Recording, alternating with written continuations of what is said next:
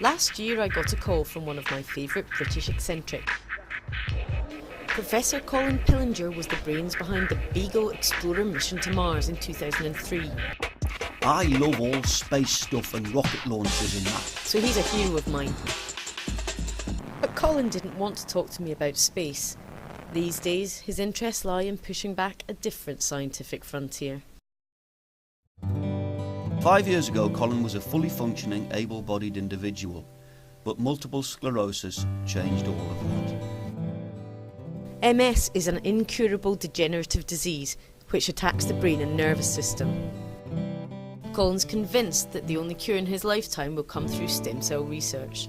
If your nerve cells are actually being destroyed, which is what happens after the lighting goes, then you want something that replenishes nerve cells. And the only obvious way to do that is to regenerate them. And stem cells would be... Stem cells is the only logical way, but yeah. Stem cells seems to be a taboo subject.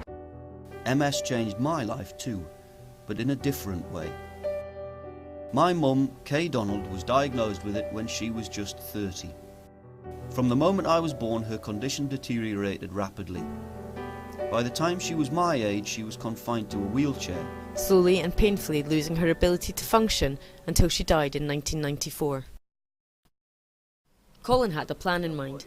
He wanted me to help him make a film that would challenge the politics of stem cell research. Don't you think a woman who was married to somebody like me, who was of the right age, would mind one of her embryos being fertilised in order to save me? Well, absolutely not. It's Or like... even my daughter. And so it began. We would go on a mission. We would make a film. But the search for Beagle had to take second place to a more pressing emergency for Professor Pillinger. Not only that, but he's found himself a most unlikely ally. We'd uncover cutting-edge stem cell research and how it might cure MS. We'd put my skills as a cartoonist to use. We'd have a really good laugh. But then something happened that changed all that.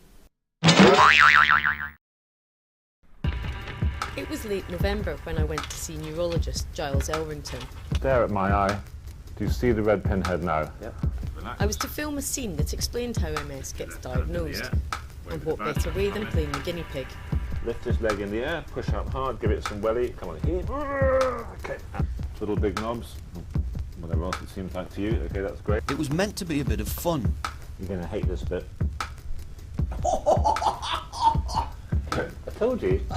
But all of a sudden, things went proper fucking tits up. Did you have any feelings about your own health and what all these tests might show? No, not really. I've always been pretty healthy. I've never really had any problems. I think it may be that you do have a mild form of MS. I'm sorry if that comes as a shock to you.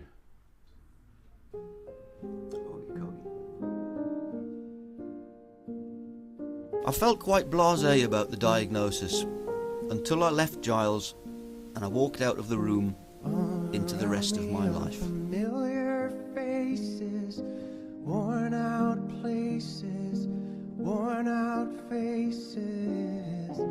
For the next few weeks, things pretty much ground to a halt, and I really didn't know if I wanted to continue filming at all.